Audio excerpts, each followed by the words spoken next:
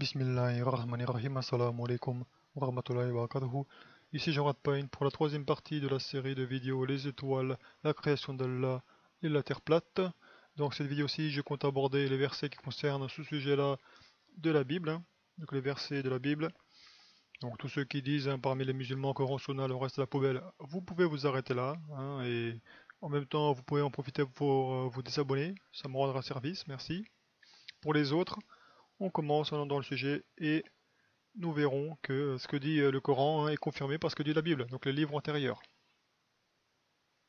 Pour bien faire comprendre aux musulmans que leur référence doit être les livres antérieurs d'Allah et non pas la science moderne. Donc quand on voit les prédicateurs comme Nakir Zaïk ou Zakir Naik, ou je sais pas comment il s'appelle le bonhomme, ou quels que soient les prédicateurs qui sont vachement connus, qui prêchent en anglais et qui sont connus à l'échelle internationale, ils n'ont pas forcément la science infuse, s'ils n'ont pas fait des recherches sur la question et qui ont été lobotomisés comme tout le monde, comme moi je l'ai été jusqu'à ce qu'Allah m'amène vers la vérité. Eh bien, lui, il interprète le Coran de manière foireuse et il répand des mensonges sur la Terre plate, tout du moins indique que la Terre est ronde, etc. Quoi, en disant ceci et cela, quoi, en interprétant les versets, tout du moins en les comprenant de mauvaise manière, parce qu'il prend la science moderne comme référence absolue au lieu de prendre la Bible comme référence du Coran, donc comme appui des versets du Coran, quoi. Si tu veux une confirmation à ce qui se trouve dans le Coran, tu vas voir dans les livres antérieurs d'Allah, c'est-à-dire l'évangile, la Torah, les autres livres qui sont contenus dans l'évangile, enfin dans la Bible, quoi, ainsi que les apocryphes et les textes anciens des plus prédécesseurs, des chrétiens, des juifs et des musulmans, quoi, sur la création d'Allah. Et tu vas pas voir la science moderne, la science du shaitan qui te dit que la terre est ronde, etc., quoi. Parce qu'il y a jusqu'à quelques centaines d'années, les gens croyaient encore que la terre était plate, quoi. C'est vachement récent, ce virus de terre ronde, quoi. C'était marginal au début, le concept de terre ronde. Ceux qui disaient que la terre était ronde étaient considérés comme stupides à l'époque. Et au bout d'un moment, il y a quelques siècles, ça s'est inversé. C'est la terre plate qui était ridiculisée, et c'est la terre ronde qui est montée avec l'héliocentrisme, le Big Bang et tout ça, quoi. Avec darwinisme, évolutionnisme et tout ça, quoi. Tout, il y a le shaitan qui a poussé, de même que Dajjal, vers ce gros mytho, quoi. Donc, c'est pas parce que les prédicateurs sont connus et célèbres qu'ils disent la vérité. Même Imran Hossein, il dit des bêtises. Il y a des choses qu'il dit qui sont intelligentes, d'autres qui sont fausses. D'autres, il fait des interprétations foireuses du Coran. Donc, à partir de là, moi, je vous demande de faire preuve de discernement, d'intelligence quand vous prenez des informations, quoi. Les savants à notre époque sont faillibles. Donc, pour revenir à la Bible, j'ai fait comme pour les hadiths, une recherche par mots-clés. Donc les étoiles au singulier et au pluriel, la lune, le soleil, les eaux au singulier et pluriel, la mer au singulier et au pluriel, les étoiles vagabondes, la canopée, la tente, le tabernacle, les océans au singulier et au pluriel. Donc tout ça, c'est tous les mots-clés qui correspondent à la création d'Allah, et en particulier à ce qui se trouve dans le ciel, quoi. Donc là, ce que j'ai trouvé dans la Bible, c'est principalement dans l'Ancien Testament, donc la partie israélite de la Bible, et à peine deux ou trois versets dans l'Apocalypse de Jean, donc du Nouveau Testament. Donc qu'est-ce qu'on peut retirer de cela? C'est que tout ce qui concerne la vérité sur la création d'Allah se trouve dans l'Ancien Testament, que la plupart des chrétiens ne lisent pas, tout simplement. Ça fait partie de la Bible, mais eux, ah non, non, c'est le Nouveau Testament, l'Ancien Testament, on n'en a rien à faire, on est des chrétiens, on n'est pas des juifs. Même si ça se trouve dans la Bible, ils le lisent pas, quoi. Ils lisent que... ça c'est pour la plupart des chrétiens, quoi. Juste l'évangile, c'est tout, quoi. Voilà, quoi, donc... faut bien comprendre qu'à notre époque, la majorité de la communauté de la Bible, ce sont des chrétiens. Parce que les juifs, eux, les juifs ne lisent pas la Bible. Les juifs lisent la Torah et les livres prophétiques israélites, donc l'Ancien Testament. Le Nouveau Testament, les juifs, ils en ont rien à faire. Il n'y a que les chrétiens qui sont censés lire l'Ancien Testament avec le Nouveau Testament, donc qui sont censés lire la Bible, quoi. Donc il y a un piège là-dedans, c'est que l'Église, l'institution de l'Église qui obéit au shaitan, au diable, a enlevé toutes les informations dérangeantes qui sont contenues dans le Nouveau Testament et les a déclarées apocryphes. Donc il a retiré les livres officiels du canon et les a décrétés invalides. Hop là, quoi, il y a des informations qui dérangent, on va déclarer ça comme faux, quoi. C'est pour ça que dans la partie du Nouveau Testament, il y a très peu ou pas du tout de versets qui concernent la création d'Allah. Juste dans l'Apocalypse de Jean, il y a 2 ou 3 versets. Mais en dehors de ça, que dalle. Toutes les informations se trouvent dans l'Ancien Testament que la plupart des chrétiens ne lisent pas, parce qu'ils rejettent tout simplement tout ce qui concerne le judaïsme. Donc ça c'est une stratégie de la part du shaitan pour éloigner les chrétiens de la vérité. Et côté égarement, les chrétiens ils en tiennent une bonne couche. Donc là tu te demandes pourquoi dans le Nouveau Testament il n'y a pas beaucoup de vérité concernant la création d'Allah et pourquoi beaucoup de chrétiens croient à la terre ronde. Parce qu'à notre époque les chrétiens constituent quand même 2 milliards ou pas loin de la population mondiale, quoi. Donc c'est eux qu'il faut égarer, pas les juifs. C'est pour ça qu'ils ont laissé toute la vérité concernant la terre plate, dans l'Ancien Testament, donc dans les écrits des Juifs, que la plupart des chrétiens, comme je l'ai dit, ne lisent tout simplement pas, parce qu'ils n'ont rien à faire, parce que c'est vachement long, l'Ancien Testament, ça prend des heures et des heures à lire, donc évidemment les chrétiens qui ont la flemme, qui sont occupés par le métro boulot dodo, ils n'en ont rien à faire de l'Ancien Testament, ils disent que Jésus, Jésus, voilà, il s'est suicidé sur la croix ou je sais pas quoi là, il a versé son sang sur nous, genre, parce qu'on aime se laver avec du sang, le savon, c'est pas assez bien. Du sang. Donnez-nous du sang pour nous laver de nos péchés. Dis-moi, je suis sale, j'ai besoin de quoi? Du savon? Non, non, donne-moi du sang. Bon, là, je rigole, mais je fais un peu de sarcasme, mais bon, pour dire quoi, la bêtise de l'égarement des chrétiens. Mais c'est pas le but de cette vidéo, de taper sur les chrétiens, plutôt sur l'institution du christianisme et de leur doctrine pourrie. On commence donc dans l'Ancien Testament, par la mention de la mer qui se trouve dans le ciel. Donc dans le livre de Job, chapitre 9, Ali Salam, chapitre 9, versets 7 à 10, nous lisons, donc là on parle d'Allah, et Allah mentionne plusieurs choses qu'il a créées, dont une mer. Donc c'est pour ça que selon moi, comme il mentionne, tout ce qu'il mentionne, ça se trouve dans le ciel, donc je me dis que la mer qui est mentionnée se trouve aussi dans le ciel, parce que tout ce qui est mentionné en dehors de la mer, ça se trouve dans le ciel. Donc je cite, il commente au soleil, et le soleil ne paraît pas. Il met un sceau sur les étoiles. Seul, il étend les cieux. Il marche sur les vagues de la mer. Donc de quelle mer? Donc la mer qui est dans le ciel. Il a créé la grande ourse, l'Orion et les Pléiades, et les étoiles des régions australes. Donc là on parle des constellations, des étoiles fixes. Il fait des choses grandes et insondables, des merveilles sans nombre. Donc là, comme on a vu, il parle de tout ce qu'il a créé dans le ciel, quoi. Donc là, quand on lit, il marche sur les vagues de la mer, c'est, j'imagine, la mer qui est directement en dessous du trône. Et là, c'est mieux. C'est comme ça que moi je comprends la chose.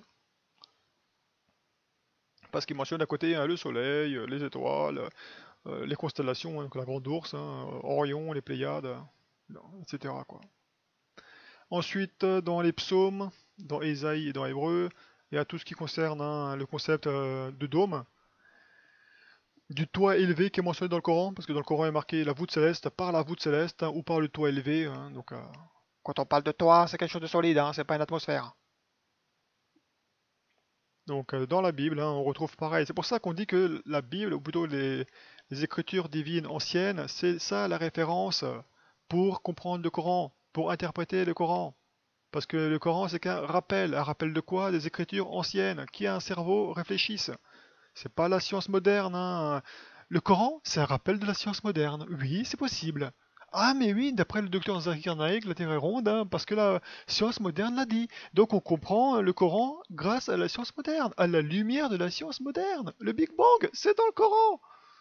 Mais oui, la masse compacte, la Terre et le ciel, c'était une masse compacte. Eh ben, c'était le Big Bang. On comprend le Coran, on interprète le Coran grâce à la science moderne.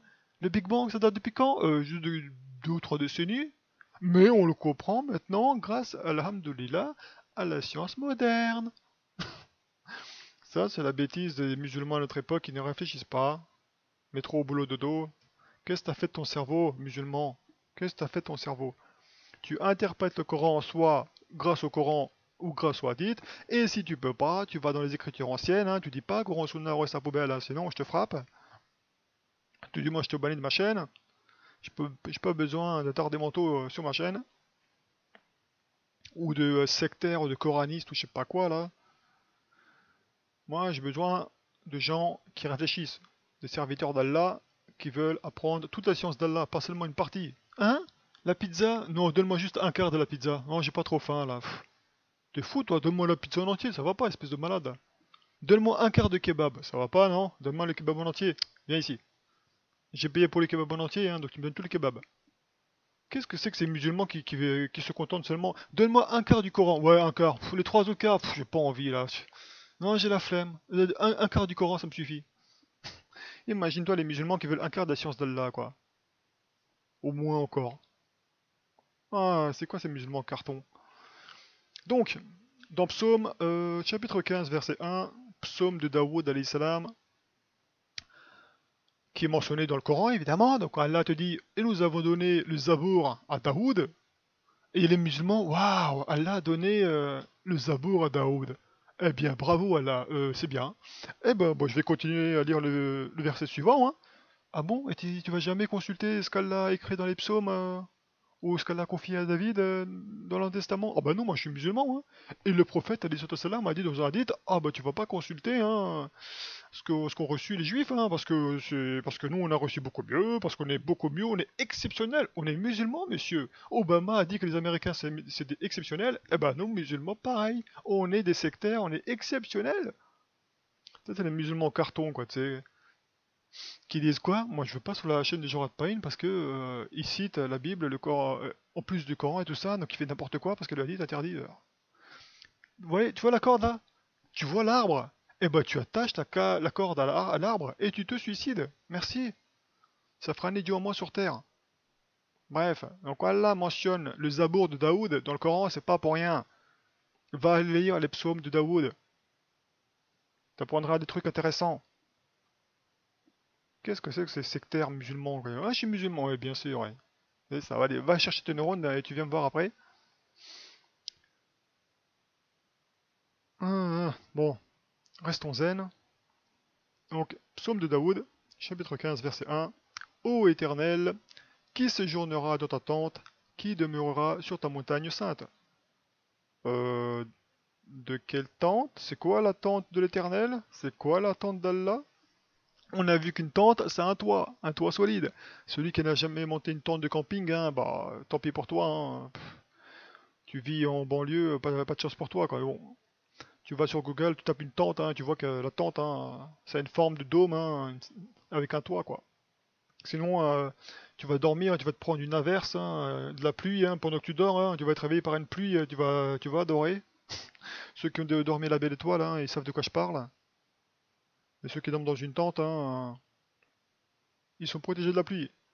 Donc, la tente d'Allah que mentionne Daoud alayhi salam, c'est le dôme, le firmament, qui est solide, qui est fait de cristal. C'est ça la tente d'Allah. Ô Éternel, qui séjournera dans ta tente? Qui demeurera sur ta montagne sainte? Donc la montagne sainte, hein, là, bonne question où elle se trouve. A priori, elle se trouve au pôle Nord et on parle de la montagne de l'Assemblée, la montagne de l'Assemblée des anges, dont faisait partie Iblis, le maudit. On verra ça plus tard, Inch'Allah, parce qu'il y a des versets qui en parlent. Donc là, hein, quand Daoud mentionne l'attente d'Allah, hein, c'est la terre et le ciel, le firmament. C'est le toit de la tente, hein, l'atmosphère, bah, c'est l'air de la tente. Et le sol, hein, bah, là où on marche, hein, bah, c'est le sol de la tente, quoi, tout bêtement. Toujours dans Psaume, chapitre 27, verset 5. Car il me protégera dans son tabernacle au jour du malheur, il me cachera sous l'abri de sa tente, il m'élèvera sur un rocher. Encore une fois, là Daoud salam mentionne le tabernacle d'Allah au jour du malheur, donc là c'est le jour de la colère, hein, le jour de la colère d'Allah qui est aussi bien mentionné par les chrétiens que par les musulmans, qu'on appelle Dies Irae en latin, ou bah, le jour de la colère. Hein. Je sais pas comment on mentionne ça chez les musulmans, le jour de colère. Je sais même pas s'il y a ce concept en islam, le jour de colère. Bah, peu importe. Tout du moins, c'est le jour où Allah se vengera de l'humanité, quoi. Voilà. Il y aura des catastrophes, la lapidation du ciel, hein, des météores qui tomberont sur la gueule de tout le monde, et il y aura plein de gens qui vont mourir à gauche à droite, comme on a vu dans les vidéos hein, auparavant, des malheurs qui viendront. Voilà, se vengera de l'humanité, c'est ça le jour de colère, quoi. Donc c'est là que Daoud, alayhi salam, il dit, en, en- comme s'il voyait ce qui allait se passer à l'avenir, car il me protégera, Allah me protégera dans son tabernacle au jour du malheur, donc au jour de colère, il me cachera sous l'abri de sa tente, il me lèvera sur un rocher. Donc, lorsqu'Allah déversera sa colère sur la terre, les croyants seront protégés sous la tente, en dessous de la tente, hein, sous la tente d'Allah, sous le tabernacle d'Allah. Donc on voit dans ces versets-là que le tabernacle, c'est comme une tente. Et que la tente, bah, c'est là où résident les êtres humains, quoi. Et les djinns. C'est ça la création d'Allah, c'est la tente d'Allah, le tabernacle d'Allah. Avec l'atmosphère, hein, les montagnes, la terre, les océans, avec les étoiles, le soleil et la lune, quoi. C'est ça le tabernacle d'Allah, la création d'Allah. Ce dôme, cette...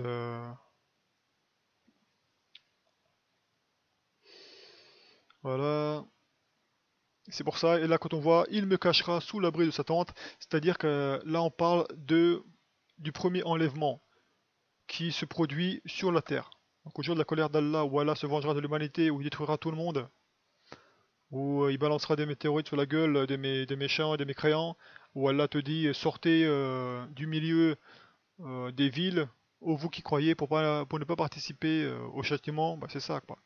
Allah t'amènera, si tu es croyant, sincère, dans un lieu de sécurité sur la terre. De la même manière hein, que les gens de la caverne, bah, ils ont été mis dans une caverne, hein. Ils ont été protégés par Allah ils ont dormi pendant 300 ans, etc. Eh bien, Allah, il a mentionné dans l'Apocalypse de gens que les croyants, pendant le jour de colère, seront emmenés dans un lieu de sécurité et ils y seront nourris pendant un temps, des temps et la moitié d'un temps qui correspond à 3 ans et demi. Et Allah, c'est mieux. Et ça, dans l'Apocalypse de Jean, c'est mentionné par le concept de la femme qui s'enfuit dans le désert pour échapper euh, au serpent, donc loin de la face du serpent. Donc c'est-à-dire les sionistes et le shaitan, quoi. Parce que le shaitan voudra tuer tous les musulmans, tous les croyants, qu'ils soient chrétiens, juifs ou musulmans, tous ceux qui s'opposent au sionisme, hein.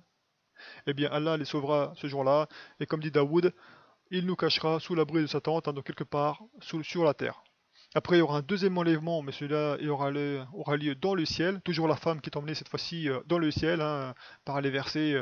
Et à la femme, il lui fut donné les deux ailes du grand aigle, et elle fut emmenée au ciel comme ça. Donc ça, c'est le deuxième enlèvement qui se produit par Issa alayhi salam, donc Jésus alayhi salam, qui nous enlève au ciel, parce que cette fois-ci, c'est Gog et Magog qui sont relâchés sur la terre. Bah là, personne ne peut rien faire, quoi. Même si tu te caches dans une grotte, hein, bah Gog et Magog ils viendront t'en déloger pour te manger tout cru, quoi.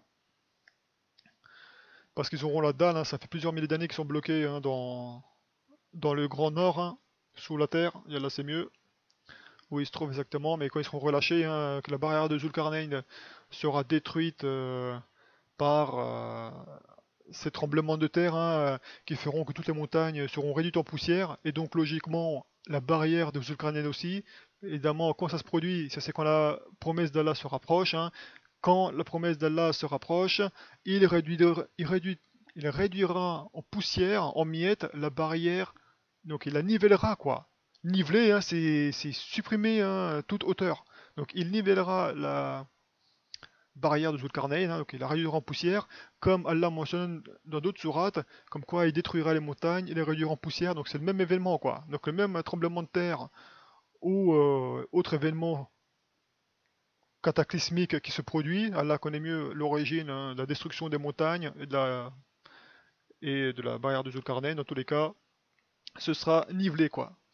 Et c'est à ce moment-là que Gog et Magog seront relâchés et qu'ils iront à gauche à droite sur la terre. Donc non, Gog et Magog n'ont pas encore été relâchés. Imran Hossein peut dire ce qu'il veut, hein, dans le Coran c'est mentionné que c'est lorsque la promesse d'Allah s'approchera, c'est-à-dire le jour de la résurrection, la fin du monde. eh ben on n'est pas encore à la fin du monde, on est à la fin des temps, mais pas à la fin du monde. Et Gog et Magog ne seront relâchés qu'à la fin du monde, ou juste avant, quoi. Lorsque les montagnes seront réduites en poussière, et que logiquement, si les montagnes sont réduites en poussière, la barrière de Zulkarnain aussi, pour le coup, logiquement. Voilà. Alors, et là c'est mieux, hein, l'interprétation la plus correcte, mais pour moi, ça c'est comme ça que je comprends la chose. Donc, ça c'est pour le deuxième enlèvement, quand on sera emmené dans le ciel, hein, mais là, Daoud alayhi salam mentionne le premier enlèvement sur la terre. On sera caché sur la terre par Allah, où on sera nourri avec des kebabs, des pizzas, Inch'Allah. Pendant que les mécréants et les infidèles se feront châtier. Et récolteront le fruit de leur péché. Dans Ésaïe, donc toujours dans l'Ancien Testament, Ésaïe chapitre 40 versets 21 et 22, ne le savez-vous pas, ne l'avez-vous pas appris, ne vous l'a-t-on pas fait connaître dès le commencement, n'avez-vous jamais réfléchi à la fondation de la terre? Donc là, c'est Ésaïe qui te tape dessus en te disant, n'avez-vous jamais réfléchi à la fondation de la Terre? Ah bah non, hein. À l'école on m'a dit que la Terre était ronde, eh ben nous on descend du singe, eh ben il y a le Big Bang, et en plus c'est Rorschach qui en rajoute une couche, hein, parce que bon l'école ça n'a pas suffi pour nous lobotomiser, hein. Ah bah là, et nous rajoute une couche pour nous dire que là, ouais c'est bien Big Bang, Terre ronde, blablabla, plein d'électriques, ça gna gna gna. Là tu te prends une claque, hein, si t'es un religieux, hein, tu vas lire les écritures divines. Ou tu te prends un reproche dans la gueule, n'as-tu jamais réfléchi à la fondation de la Terre? Voilà. Ah, c'est la Terre est ronde, hein. Ouais, casse-toi. C'est lui, donc là, c'est qui lui? C'est Allah. C'est lui qui est assis au-dessus de quoi? Au-dessus du cercle de la Terre. Dans la Bible, ça, dans l'Ancien Testament. C'est lui qui est assis au-dessus du cercle de la Terre, et ceux qui l'habitent sont comme des sauterelles. Donc, je comprends pas là. Le cercle de la Terre, il est où sur une Terre ronde? Et comment est-ce qu'Allah voit les habitants de la Terre comme des sauterelles si c'est un univers infini, quoi? On n'est même pas une poussière, alors une sauterelle, tu oublies, quoi. Par contre, dans les modèles de la Terre plate, on a le cercle de la Terre, donc c'est le pourtour, hein. On va une image plus claire, c'est ça. C'est lui qui est au-dessus du cercle de la Terre. Et qu'est-ce qu'a dit le prophète Mohammed alayhi salam dans les hadiths? C'est que la Terre, les continents sont au milieu d'un anneau. Donc l'anneau, hein, c'est l'Antarctique. Là, on retrouve pareil dans la Bible. C'est pour ça que tu prends les écritures antérieures comme référence pour comprendre le Coran, puisque le Coran c'est un rappel des écritures antérieures. Tu prends pas la science moderne, espèce de gros moche. Et je dis ça à ceux qui disent ah non mais c'est parce que la science moderne dit ceci, dit cela, on comprend le Coran grâce à la science moderne. Pas du tout. C'est grâce aux écritures antérieures. Si tu n'arrives pas à comprendre de manière littérale. Donc c'est ça. C'est Allah qui est assis au-dessus du cercle de la terre. Et ceux qui l'habitent sont comme des sauterelles, hein. Donc comme Allah est directement au-dessus de la terre, quoi. Et ben il nous voit comme des sauterelles, quoi. Il n'est pas des trilliards dans une autre galaxie au fin fond de l'espace intersidéral, non. Ça c'est le shaitan qui veut te faire croire ça. Il y a même des musulmans qui osent faire des vidéos en te disant regardez, on est insignifiant et tout ça, on est tout pourri. Non, on n'est pas insignifiant. Allah nous a pas mis sur terre parce qu'on est insignifiant, quoi. Il y a que le shaitan qui veut nous faire croire qu'on vaut rien, quoi. Il y a que le diable. On n'est pas insignifiant, on est très important pour Allah. Sinon, il ne nous aurait pas créé et il ne nous aurait pas mis sur la terre pour nous tester, quoi. Et ceux qui passent l'épreuve, hein, ils iront au paradis pour le reste, pour le restant de leur jour, hein, ils mangeront des kebabs en permanence, quoi. Pour l'éternité, Inch'Allah. Donc ceux qui disent ouais, on est insignifiant pour Allah, non, pas du tout, hein. On est très important. Alors, on continue. Il étend les cieux comme une étoffe légère. Toujours voilà, c'est incroyable quoi. Les cieux comme une étoffe légère. Une étoffe légère. Donc une étoffe qui n'est pas épaisse. Mais c'est une étoffe quand même. Une étoffe c'est solide. C'est pas du vent une étoffe. Une étoffe c'est un vêtement. Donc de la même manière, là le firmament c'est une étoffe. C'est comme l'étoffe d'une tente. Hein, la tente, c'est fait d'un matériau qui empêche l'eau de passer, hein, parce que sinon tu dors, tu vas te réveiller en pleine nuit parce qu'il pleut, quoi, parce que la tente n'est pas assez épaisse, hein, la couche, et l'eau qui passe au travers, et c'est pas génial.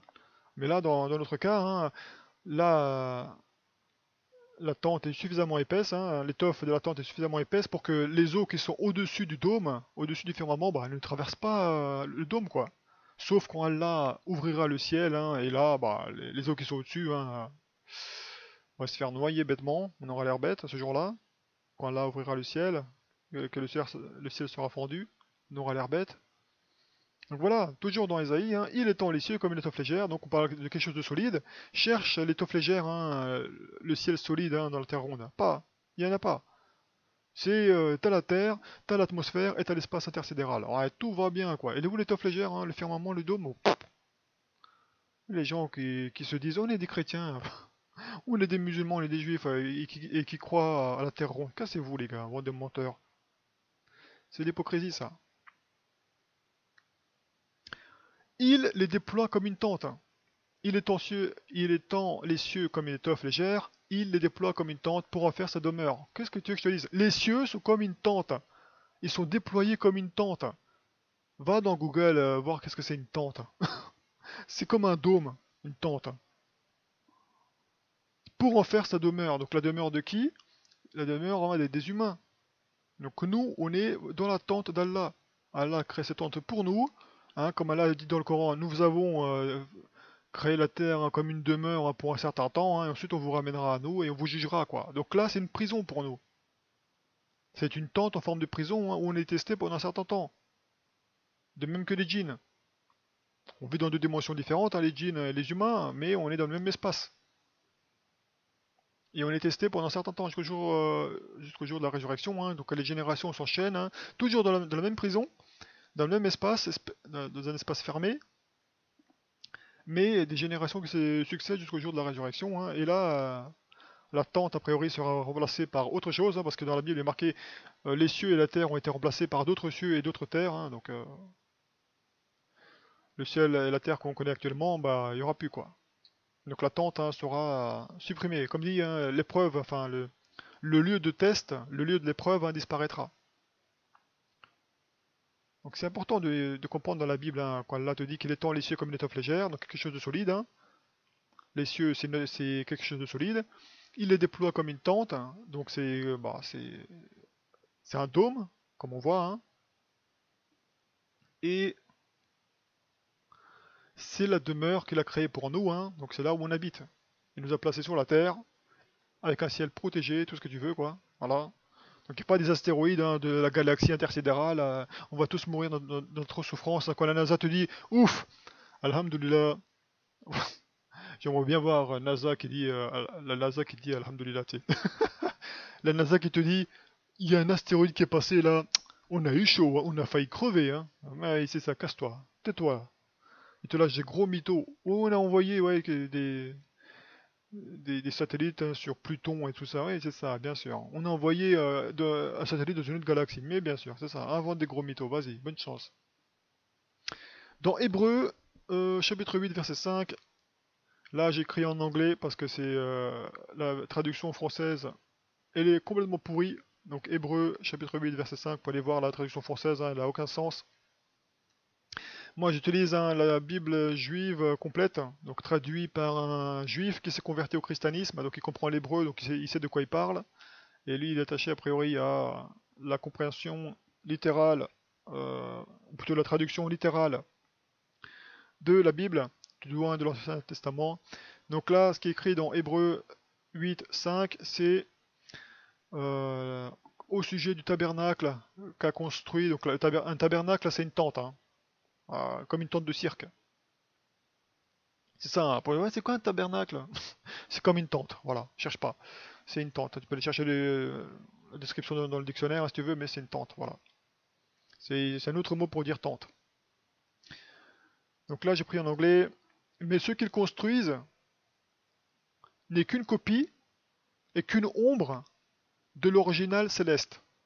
Donc le tabernacle que Moussa salam a été incité, ou plutôt a été contraint, plutôt a été commandé de construire, donc le tabernacle hein, dans lequel il voue le culte à Allah, c'est un modèle miniature de la terre qu'Allah a créée, de la terre et des cieux. Parce que bon, le tabernacle, hein, on verra, Inch'Allah, dans une vidéo à venir, que c'est comme une tente de cirque, hein, donc c'est rond et c'est élevé, quoi, comme un dôme. Bon, tente de cirque, c'est pas un dôme, hein, mais bon, c'est pour te donner une idée, quoi. C'est un grand truc, quoi. Et ce qui est écrit dans Hébreux 8.5, c'est que ce qu'ils construisent, ou plutôt ce que vous construisez, ce que nous vous avons ordonné de construire, n'est qu'une copie et qu'une ombre de l'original céleste. Donc, ils construisent une terre plate miniature. Le tabernacle, c'est une terre plate miniature. Le fond est plat, puisque c'est la terre, et le haut du tabernacle, hein, c'est un dôme solide, hein, et c'est ça. Par contre, comme les satanistes, c'est des gros enfoirés, et que l'institution de l'Église veulent te perdre, et que même les juifs, même la plupart des juifs sont perdus sur la question, quand tu tapes le tabernacle des juifs dans Google, tu vois un truc rectangulaire. Ça n'a rien à voir avec un dôme, hein, avec un chapiteau de cirque, ça n'a rien à voir. Donc les mecs, même pour construire leur truc rectangulaire, ils ont dû rajouter des matériaux qui ne se trouvaient pas dans la liste mentionnée par Allah dans le livre de l'Exode qui se trouve dans la Torah.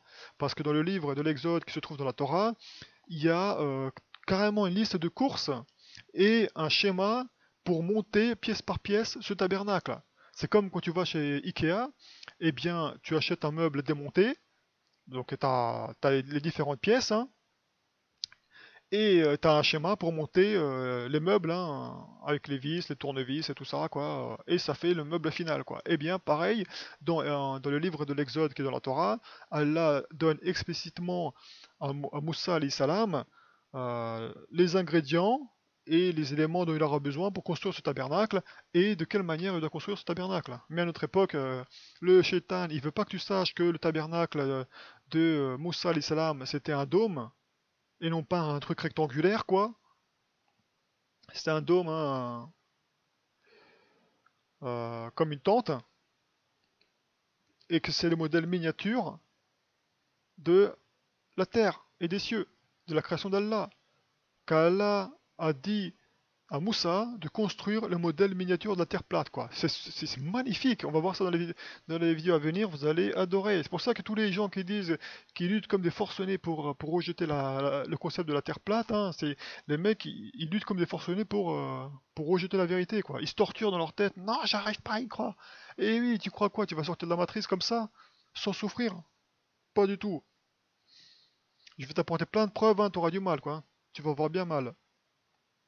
C'est pour ça qu'on lit ce qu'on lit dans Hébreu. C'est pour ça que j'ai pris la version anglaise, parce que la version française, c'est une traduction toute pourrie, qui est écrit hein, en anglais, mais ce qu'ils construisent n'est qu'une copie et qu'une ombre de l'original céleste, dans lequel ils célèbrent un culte, hein, c'est l'image et l'ombre des choses célestes, selon que Moïse salam en fut divinement averti lorsqu'il allait construire le tabernacle, et Allah lui dit, et soin, lui fut-il dit, de faire tout d'après le modèle qui t'a été montré sur la montagne. Donc là, elle était sur la montagne en train de recevoir les tablettes hein, de la part d'Allah, la loi, etc. Quoi, donc la Torah en entier.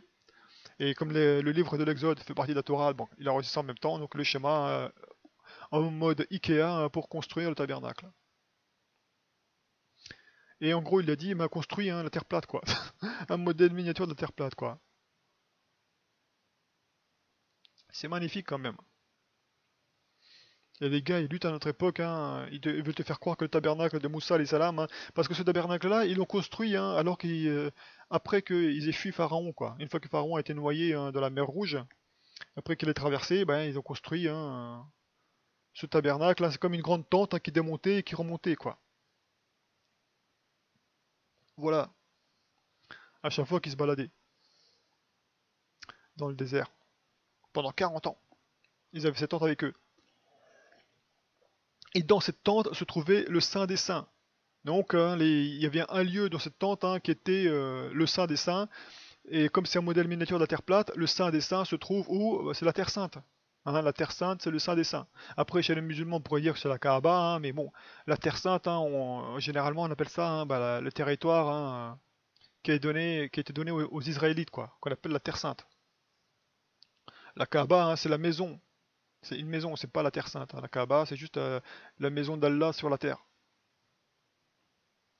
Mais là, on parle d'un territoire hein, Et le territoire, hein, c'est la Terre Sainte. Donc on peut dire que et là c'est mieux que le Saint des Saints dans le tabernacle, dans le temple des Juifs, hein, qui est après dans le temple de Salomon, parce que le temple de Salomon, il y avait aussi un Saint des Saints dedans, donc le Saint des Saints, plutôt le tabernacle de Moussa alayhi salam, c'était comme le temple de Salomon alayhi salam, mais version portable, parce que le temple de Suleiman alayhi salam, eh ben, c'était une version solide, que tu bouges pas, qui était détruite par deux fois, et alors que le temple, le tabernacle de Moussa alayhi salam, c'était une tente que tu pouvais démonter facilement, quoi. Donc j'imagine que dans les deux cas, le temple de Suleiman alayhi salam et le temple et le tabernacle de Moussa, c'est le même modèle.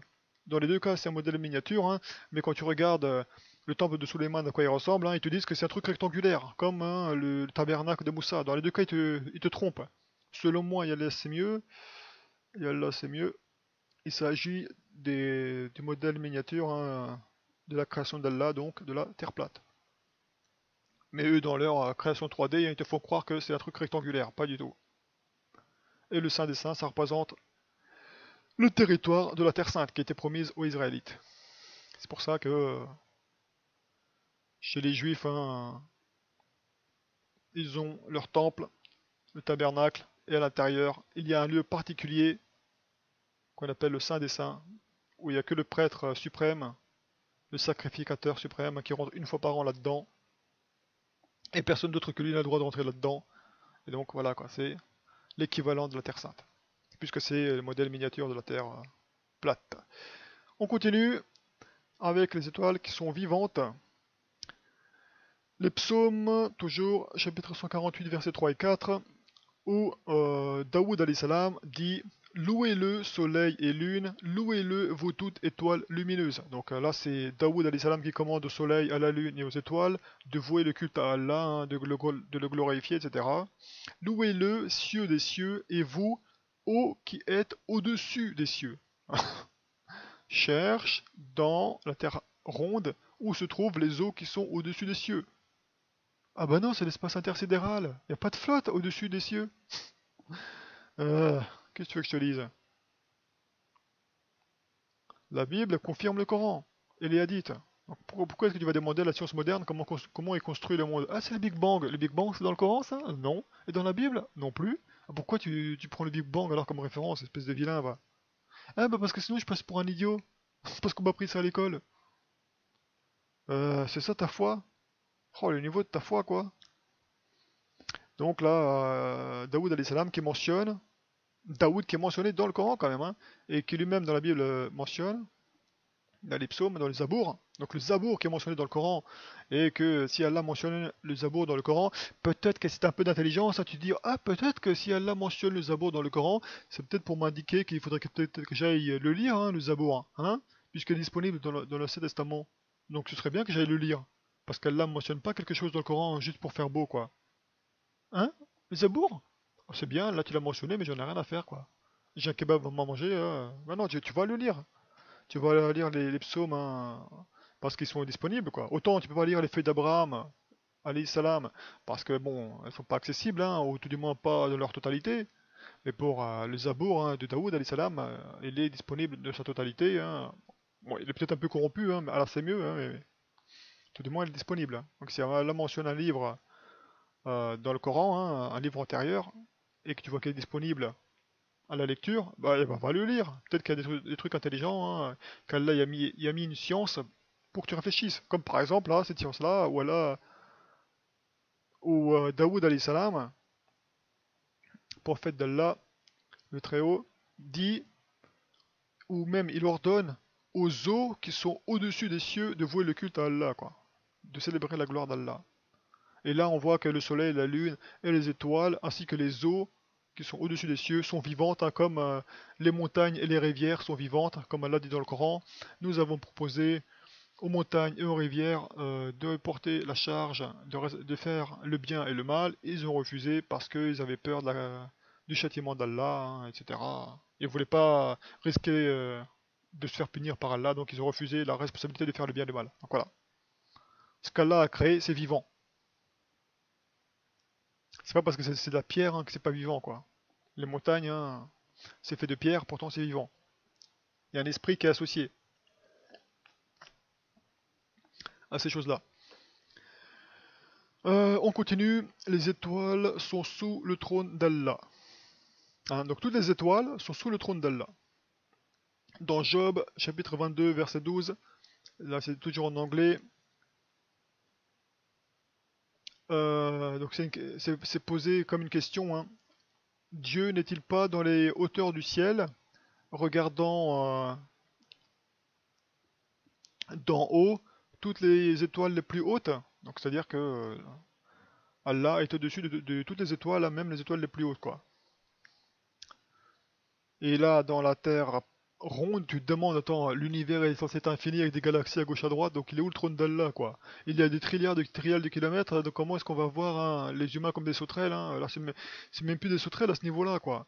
À des trilliards de kilomètres, là, c'est même pas des atomes, hein, tellement c'est grand l'univers, hein, d'après les chétans, là. Bref, pas du tout. Là, on a vu hein, dans le modèle de la Terre plate hein, que il y a le trône d'Allah au-dessus hein, des eaux qui sont au-dessus du firmament. Et donc les étoiles sont en dessous du trône d'Allah, donc elles sont là, quoi. À l'intérieur du dôme, quoi. Du firmament. C'est pour ça que là, le verset de la Bible te dit hein, qu'Allah est au-dessus des plus hautes étoiles. Toutes les étoiles sont en dessous de lui. Et il lui fout le culte en tournant en rond, hein, comme on a vu hein, dans la vidéo précédente. Qui tourne en dessous de tout trône, comme le soleil tourne en dessous du trône d'Allah, comme on a vu grâce au hadith. Donc tout ça, ça a du sens, tous ces versets-là de la Bible, du Coran et des hadiths, hein, ça a du sens dans le modèle de la Terre plate, mais dans le modèle de la Terre ronde, ça n'a absolument aucun sens. Tu cherches le sens, ah, j'arrive pas à comprendre, cherche pas, t'arriveras jamais à comprendre. Hein. Si tu prends comme référence le modèle de Shaitan, hein, tu comprendras jamais. Hein. Ensuite, toujours la même chose, hein, dans Ésaïe, chapitre 14, versets 12 à 14, là on parle du roi de Babylone, mais ça fait aussi référence à Iblis, parce qu'évidemment, tous les grands rois qui se croyaient super balèzes comme Pharaon, hein, qui voulait s'élever au-dessus d'Allah, bah voilà quoi. Et là on apparaît pour le roi de Babylone, et on lit, donc dans Ésaïe, te voilà tombé du ciel, astre brillant, fils de l'aurore, tu es abattu à terre, toi le vainqueur des nations. Donc là, on parle d'un grand roi qui est comparé à un astre brillant, ok, donc à une étoile. Un fils de l'aurore, hein, c'est ça, quoi, c'est une autre étoile, quoi. Donc Iblis, de même que les grands rois hein, qui veulent s'élever au-dessus d'Allah, hein, sont comparés à des astres brillants. Tu es abattu à terre, toi le vainqueur des nations. Donc on verra ça aussi, Inch'Allah, hein, dans les livrets d'Enoch, hein, comme quoi hein, les anges déchus, hein, les djinns qui étaient des astres, et qui ont quitté leur demeure céleste, hein, donc voilà, quand ils ont désobéi à Allah, hein, etc. Pour se rendre impurs avec les humaines. Voilà. Donc là, quand on lit tu es abattu à terre, hein, c'est parce qu'on voit dans l'Apocalypse de Jean que le Shaitan, qui est le dragon rouge, qui est jeté depuis le ciel sur la terre, hein, etc., etc. Quoi. Donc là, c'est des liens à faire. Hein. Bref. Tu disais en ton cœur, je monterai au ciel, j'élèverai mon trône au-dessus des étoiles de Dieu. Donc il voulait être l'égal de Dieu, quoi, parce que comme on a vu juste avant que Allah est au-dessus des étoiles, hein, donc là il dit pareil, hein, le vilain, j'élèverai mon trône au-dessus des étoiles de Dieu. Je m'assirai sur la montagne de l'assemblée, donc on a vu hein, que la montagne de l'assemblée, c'est celle, l'assemblée des anges. Hein. Et où se trouve cette montagne de l'assemblée? À l'extrémité du septentrion, donc dans la suite du verset, quoi. Et quand tu regardes ce que c'est le septentrion, bah, si tu sais pas ce que c'est le septentrion, tu prends le dictionnaire, hein, tu verras que c'est le nord en fait. Donc quand on parle du septentrion, hein, c'est le nord. C'est le vieux mot pour désigner le nord, quoi. Donc quand on parle de l'extrémité du septentrion, donc c'est l'extrémité nord. Donc le nord, hein, c'est le pôle nord, quoi. L'extrémité du nord, hein, c'est le pôle nord. Tu peux pas faire plus nord que le pôle nord, hein, ça. Parce qu'on peut dire que la Russie, c'est dans le nord. Ah, le Canada, c'est dans le nord. Mais l'extrémité du nord, hein, c'est le pôle nord. Donc la montagne de l'Assemblée se trouve au pôle nord. Donc là où se trouvent les anges, quoi. la montagne de la congrégation, quoi. Voilà, je monterai sur le sommet des nues, je serai semblable au Très-Haut, quoi. Donc là, c'est le Shaitan hein, qui veut faire un copier-coller hein, d'Allah. Il veut être pareil que lui, c'est pour ça qu'on voit un hadith du prophète Mohammed sallam où il confond un petit Dajjal, un petit gamin auquel des djinns lui soufflent, lui soufflent des informations en lui disant voilà, je vois un trône, et le prophète alayhi salam a dit juste après là ce que tu vois c'est le trône d'Iblis qui est sur l'eau quoi. Voilà quoi. Parce que le gamin il a dit je vois un trône qui est sur l'eau quoi. En pensant que le prophète allait lui dire ouah t'as vu le trône d'Allah? En fait non quoi. Le prophète alayhi salam savait que ce qu'il a vu hein, c'était le trône d'Iblis parce que le trône d'Iblis repose aussi sur l'eau. C'est pour ça que là dans la Bible il est marqué très clairement que les grands rois mécréants, de même que Iblis, ont pour projet de copier la création d'Allah et de copier Allah, quoi. Donc, comme le trône d'Allah est sur l'eau, Iblis se dit ah bah je vais faire pareil que lui, mon trône sera sur l'eau aussi, etc. Quoi Allah est au-dessus des étoiles, même les plus hautes. Eh ben je vais faire pareil. Je vais monter, j'élèverai mon trône au-dessus des étoiles de Dieu, etc., etc. Et comme on l'a vu, hein, quand on parle à l'extrémité du septentrion, ça n'a de sens que sur une terre plate. Parce qu'on a vu qu'au pôle Nord, eh bien, il y a la porte du ciel qui est pile au milieu. Donc pour ceux qui disent hein, que la Kaaba c'est le centre géographique de la Terre, arrêtez les gars, c'est juste du fanatisme. Hein. Les chrétiens aussi ont dit que Jésus c'est le Fils de Dieu, hein, etc., etc. Et les Juifs aussi, hein, ils ont dit que leur prophète ou leur messager c'est le Fils de Dieu, etc., etc. quoi. Ça, c'est juste les fanatiques qui disent ah, mais je croyais que le prophète Mohammed, alayhi salam, il avait jamais commis de péché et tout. Arrête, c'est du fanatisme que tu fais, quoi.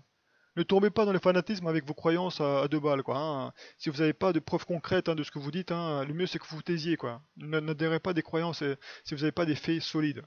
La Kaaba n'est pas le centre géographique de la Terre. Arrêtez la drogue, c'est mal. Jérusalem non plus, arrêtez la drogue. Tu veux savoir où se trouve le centre de la Terre, hein, t'as qu'à regarder les saisons. Où est-ce qu'il fait froid, où est-ce qu'il fait chaud, hein, selon les saisons, selon que le soleil bouge hein, d'avant en arrière. Tu vois qu'il y a deux endroits où il fait froid, où il y a de la glace, c'est l'Arctique et l'Antarctique. Donc un côté, c'est les deux pôles quoi. Antarctique c'est le pôle sud, et l'Arctique hein, c'est le pôle nord. Donc le centre de la Terre, hein, c'est là où il y a le pôle nord. Parce que le soleil tourne autour du pôle nord. Le soleil ne tourne pas autour du pôle sud parce que le pôle sud c'est l'opposé du pôle nord on va dire quoi. On pourrait dire qu'il n'y a qu'un seul pôle hein, parce que notre boussole, l'aiguille se dirige dans une direction quoi.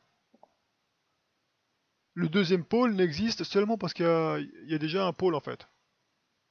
Donc c'est une conséquence quoi. Le deuxième pôle existe parce qu'il y a un pôle en fait. S'il y a un pôle nord, il y a forcément un pôle sud. C'est juste à cause de ça, donc la boussole, hein, l'aiguille de la boussole se dirige dans une direction, hein, et c'est toujours le pôle nord. Après, quelle est la charge exacte? Est-ce que, en fait, hein, bon, je ne vais pas rentrer dans les détails du magnétisme exactement, etc. Est-ce que c'est le pôle sud, en fait, qui est au pôle nord, au niveau du magnétisme, etc. Parce que la boussole, en fait, montre le pôle nord. On va pas rentrer là-dedans, sinon on va pas terminer. C'est pas le sujet de la chose. Tout ce que je vais vous dire, c'est que le pôle nord, c'est le centre de la Terre. Voilà, c'est ça le centre géographique. C'est pas la Kaaba qui se trouve en Arabie, c'est pas Jérusalem. Hein, c'est pas parce que c'est des maisons qu'Allah aime que c'est le centre de l'univers, quoi. Ce sont des centres spirituels, mais ne confondez pas le spirituel avec le géographique. Arrêtez la drogue, c'est mal. Tu veux savoir où est le centre de la Terre? Géographiquement parlant, regarde la course du Soleil. Voilà, est-ce que le Soleil tourne autour de la Kaaba? Non. Est-ce que le Soleil tourne autour de Jérusalem? Non plus. Le Soleil tourne autour du pôle Nord. Faut un peu arrêter la drogue. Ceux qui disent évitez le fanatisme, hein. Sinon vous pouvez partir de ma chaîne, hein. J'ai pas besoin de vous quoi. J'ai pas besoin de vous enseigner à vous. Parce que vous apprendrez jamais rien si vous tombez dans le fanatisme. Donc on continue. Le trône d'Allah est sur l'eau. Parce que ça c'est les hadiths qui le confirment, hein. Mais là on a une preuve aussi dans les psaumes, dans le Zabour de Daoud, alayhi salam, psaume chapitre 104 verset 3. tu as posé les piliers de ton palais sur l'eau. Bon, c'est pas, tu peux pas faire plus clair, hein, les piliers de ton palais sur la flotte, quoi. Ou les fondations de ton palais sur l'eau. Là, donc là, il parle à Allah en disant ça. Ensuite, les eaux qui sont dans le ciel, Jérémie chapitre 10, versets 12 et 13, et chapitre 51, versets 15 et 16, toujours deux fois le même verset en fait. Hein. Il a créé la terre par sa puissance, il a fondé le monde par sa sagesse, il a étendu les cieux par son intelligence. À savoir, les eaux mugissent dans les cieux. Là, on parle de l'eau liquide. On ne te parle pas de nuages, on ne te parle pas de vapeur d'eau. On te parle de l'eau qui est dans le ciel sous sa forme liquide. Sinon, on aurait dit la vapeur d'eau mugit dans le ciel. Non, là, on parle, c'est les eaux. On parle de flotte. Cherche les eaux dans la terre ronde. Tous ceux qui adhèrent à la terre ronde, au modèle de la terre ronde, alors qu'ils savent que le modèle de la terre plate existe et qu'ils le rejettent, ce sont des gens qui adhèrent au faux, au tarot, au chemin du faux. Parce que la terre ronde s'oppose à tout ce qui est écrit dans les livres antérieurs. Aussi bien au Coran, ou Hadith, qu'à la Bible, quoi. Ou que ce qu'il y a avant. Donc le modèle de Shaitan, la science moderne, s'oppose totalement aux écrits religieux. Tu peux pas dire je suis musulman hein, si tu te soumets pas à ce qu'Allah dit au sujet de la création. Sinon tu es un hypocrite et tu mens. Tu sors de l'islam si tu déclares faux les versets d'Allah. Ceux qui déclarent une partie du Coran correcte et une autre partie fausse, ce sont des mécréants, de la pire espèce. Soit Allah a raison sur toute la ligne, soit il a faux sur toute la ligne. Hein. C'est ça, hein. Tu dois faire un choix, soit t'es mécréant, soit t'es croyant. C'est pas je suis à moitié croyant, quoi. Je crois une partie du Coran et le reste, j'y crois pas, quoi. Non. Là, tu iras en enfer, hein, et t'es le pire. T'es parmi les pires des gens, comme Allah le dit dans le Coran. Tu peux pas dire je crois en Allah et de l'autre côté la terre est ronde, quoi. C'est antinomique, ça va pas ensemble. À la voix d'Allah, les eaux mugissent dans les cieux, donc l'eau liquide, la mer qui est suspendue, là-haut. Donc est-ce qu'il s'agit de la flotte dans laquelle nagent les étoiles, le soleil, la lune, ou alors est-ce qu'il s'agit de la flotte qui est au-dessus hein, du firmament, donc qui est juste en dessous du trône d'Allah? Ah là c'est mieux, hein, je sais pas, dans tous les cas c'est la flotte qui est dans les cieux. Et cette eau-là, hein, tu la cherches dans l'univers, hein, bonne chance. Hein. Dans la Genèse, chapitre 1, versets 2 à 9, hein, que j'ai pris du... comment on appelle ça là, de la Bible juive, et la terre, que je vais vous mettre en description, Inch'Allah, de la vidéo. Et la terre était informe et vide. Bon là j'ai pris la version anglaise, hein, parce que bon, c'est ce qu'il y a de plus proche. Hein. Toujours la traduction française, elles sont mauvaises. Une traduction bidon. Donc je prends toujours la version anglaise. Donc, et la terre était informe et vide. Les ténèbres étaient sur la surface de l'abîme. Et l'Esprit de Dieu survolait la surface des eaux. Donc là, au départ, il y avait de la terre et il y avait de l'eau. Alors tu cherches la terre et l'eau dans le Big Bang. Il y avait quoi? Ah non, bah il y avait de la terre dans une tête d'épingle, tu vois? Eh bah ça fait choc à pic. Ah bah ouais. De la tête d'épingle, il y avait de l'eau dans la tête d'épingle, et de la terre aussi. C'est ça, allez, va t'acheter un cerveau. Non. Dès le départ, il y avait de la flotte, il y avait de la terre. La terre était informe et vide. Donc ceux qui se demandent dans le Coran, j'en rate pas une, comment est-ce que tu expliques que la terre est tout du moins que les cieux et la terre formaient une masse compacte? Bah là, c'est écrit hein, dans la Genèse, hein, dans la Bible. Hein. La terre était informe et vide et elle s'est trouvée à l'intérieur de l'eau, quoi. À l'intérieur de la flotte. Comme noyée. C'est comme ça qu'ils étaient une masse compacte. La flotte et la terre réunies. Ensuite, Dieu dit qu'il y ait un dôme au milieu de l'eau. Imagine, tu as de l'eau, un océan, et bien dans l'océan, tu crées un dôme. Voilà, comme tu as vu hein, dans les villes sous-marines de science-fiction, où ils construisent des dômes sous la mer, et voilà, il y a une atmosphère à l'intérieur. Tu peux regarder sur Wikipédia, hein, ou pas, sur Google, hein, les villes souterraines avec des dômes et tout ça, les villes futuristiques, tout ça quoi. Les villes futuristes, où ils mettent des dômes sous la mer, hein, avec de l'atmosphère à l'intérieur. Et ben c'est exactement pareil quoi. Allah, dans cette masse d'eau, a créé un dôme, et ce dôme-là se trouvait au-dessus de la terre, qui elle-même était dans l'eau aussi. Donc tout était plongé dans l'eau à ce moment-là, quoi. La terre était dans l'eau, le dôme était dans l'eau aussi, et elle l'a dit de sorte à ce que ce dôme sépare l'eau de l'eau. Donc l'eau qui est au-dessus du dôme, de l'eau qui est en dessous du dôme. Dieu créa le dôme et divisa ainsi les eaux au-dessus du dôme des eaux qui sont en dessous du dôme. Puisque comme on a vu, hein, bah, le dôme, hein, ça sépare quoi, en deux. Hein, voilà. Là, il y a de la flotte partout. Ok. Eh bien, le dôme a été mis au milieu de la flotte. Et il y avait encore de l'eau partout, hein, qui remplissait tout le dôme, quoi. D'accord? Et la terre était en dessous du dôme, comme ça. Il était toujours noyé. Il n'y avait pas d'atmosphère à ce moment-là. Et hop là, on reprend. Et il en fut ainsi. Dieu dit que les eaux sous le ciel soient rassemblées en un seul endroit, et que le sec paraisse, donc la terre sèche apparaisse. Et il en fut ainsi. Donc, comment c'est possible qu'alors que l'eau eh bien, recouvrait tout l'intérieur du dôme, hein, que la terre était noyée, Allah a dit que le sec paraisse et que les eaux se rassemblent. C'est simple. Allah a introduit l'atmosphère sous le dôme. De la même manière hein, que quand tu construis une ville futuristique, enfin futuriste sous la mer, hein, bah, à un moment il faut que tu mettes de l'air hein, sous le dôme, hein, sinon tu ne vas pas pouvoir respirer dans ta ville. Hein. Et bien de la même manière, tu prends un sous-marin, les ballasts, comment ils fonctionnent, comment est-ce que le sous-marin il monte à la surface ou alors ils vont plonger, c'est grâce au ballast. Comment fonctionnent les ballasts? C'est comme des réservoirs dans lesquels soit il y a de l'air, soit il y a de l'eau. Quand il y a de l'eau, le sous-marin plonge, et quand il y a de l'air dedans, le sous-marin remonte à la surface. Donc ce sont des réservoirs dans lesquels, quand tu veux monter à la surface, tu injectes de l'atmosphère, de l'air, et l'eau baisse.